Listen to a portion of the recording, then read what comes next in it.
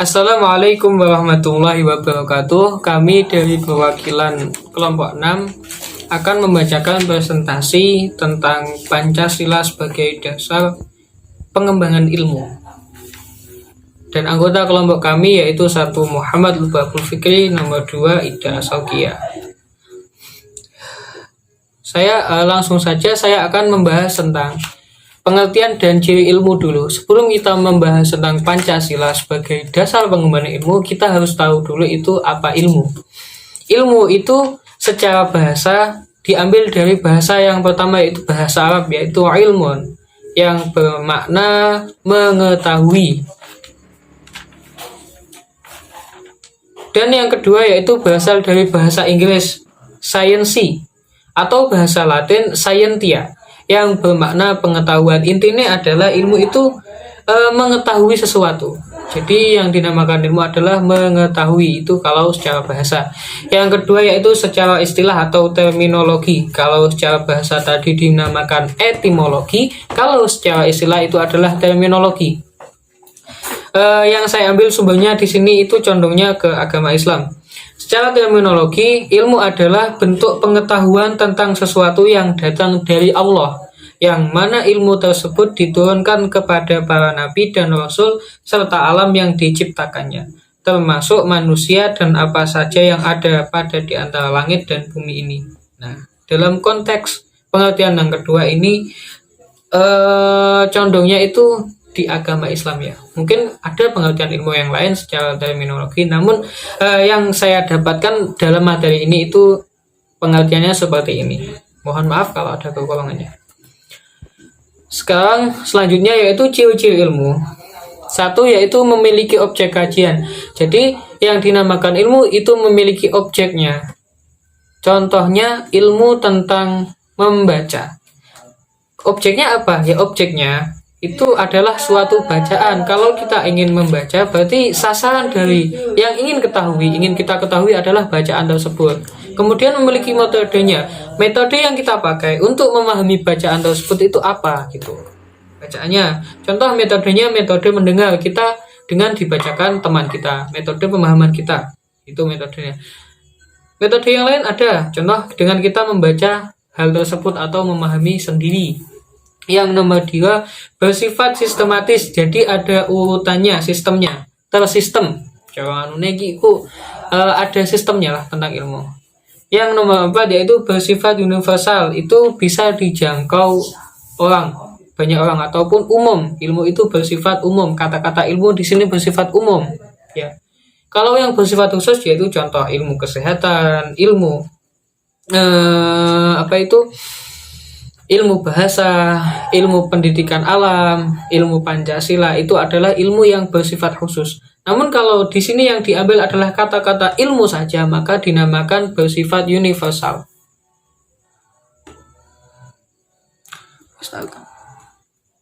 Yang keempat yaitu kebenaran yang disampaikan oleh ilmu harus berlaku secara umum. Jadi kalau umum itu bisa dipahami banyak orang. Yang nomor 4 bersifat objektif. Contoh, kalau ilmu pengetahuan alam berarti objeknya adalah alam, itu maksudnya objektif itu gitu.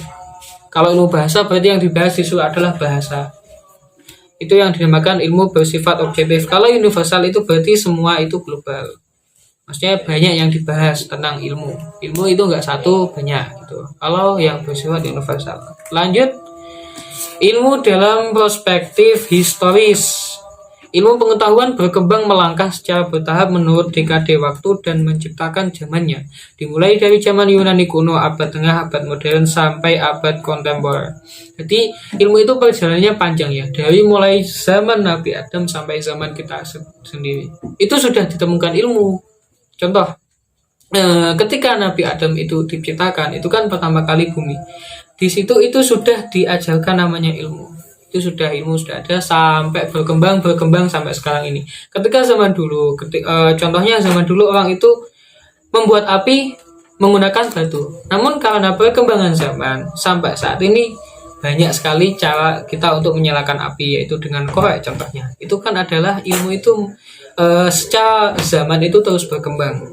Jadi mulai dari zaman dahulu sampai zaman modern sekarang. Zaman dahulu kita kalau mau komunikasi dengan seseorang itu kan nggak bisa lewat jarak jauh, mesti kita harus ke sana. Tapi sekarang lebih mudah, kita bisa lewat video call, bisa lewat telepon. Itu perkembangan ilmu teknologi. Kalau itu namanya ilmu teknologi. Lanjut slide selanjutnya. Nah, di sini saya akan membahas tentang inti dari tema kita. Pancasila sebagai dasar pengembangan ilmu. Maksudnya, yaitu Pancasila itu dapat mengacu pada beberapa jenis pemahaman. Salah satunya adalah bahwa setiap ilmu dan pengetahuan dan teknologi yang dikembangkan di Indonesia haruslah tidak bertentangan dengan nilai-nilai yang terkandung dalam Pancasila. Nah, jadi Pancasila sebagai dasar pengembangan ilmu, maksudnya itu ilmu-ilmu yang ada di Indonesia ataupun yang kita pelajari itu tidak bertentangan dengan Pancasila. Oke. Nah, untuk lanjutnya mengenai sila 1 sampai 5 tentang pengembangan ilmu maka akan dilanjutkan oleh saudara Ida. Kepadanya saya persilahkan. Terima kasih. Assalamualaikum warahmatullahi wabarakatuh. Saya Ida Saukia akan melanjutkan presentasi mengenai nilai Pancasila sebagai dasar pengembangan ilmu. Yang pertama, nilai ketuhanan sebagai dasar pengembangan ilmu. Ilmu pengetahuan harus tetap menjaga keseimbangan antara rasional dan irasional, keseimbangan antara akal, rasa, dan kehendak. Sila pertama menempatkan manusia di alam semesta bukan sebagai pusatnya, melainkan sebagai bagian yang sistematik dari alam semesta yang diolahnya. Pancasila sebagai dasar pengembangan ilmu. Dalam mengamalkan komitmen etis ketuhanan ini, Pancasila harus didudukan secara proporsional, bahwa ia bukanlah agama yang berpretensi mengatur sistem keyakinan, sistem peribadatan, sistem norma, dan identitas keagamaan dalam ranah privat dan ranah komunitas agama masing-masing.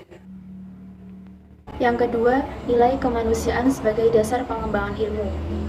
Nilai kemanusiaan yang adil dan beradab mengandung arti kesadaran sikap dan perilaku sesuai dengan nilai-nilai moral dalam hidup bersama atas dasar tuntutan hati nurani masing-masing dengan memperlakukan sesuatu hal dengan sebagaimana mestinya. Yang ketiga, nilai persatuan sebagai dasar pengembangan ilmu. Nilai persatuan Indonesia memberikan kesadaran kepada bangsa Indonesia akan rasa nasionalisme bangsa Indonesia. Oleh karena itu, ilmu pengetahuan dan teknologi harus dapat dikembangkan untuk memperkuat rasa persatuan dan kesatuan bangsa. Yang keempat, nilai kerakyatan sebagai dasar nilai pengembangan ilmu.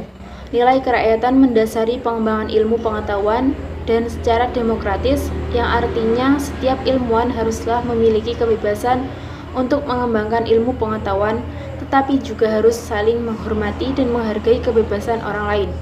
Ilmu pengetahuan yang telah teruji kebenarannya harus dapat dipersembahkan untuk kepentingan masyarakat. Yang kelima, nilai keadilan sebagai dasar nilai pengembangan ilmu.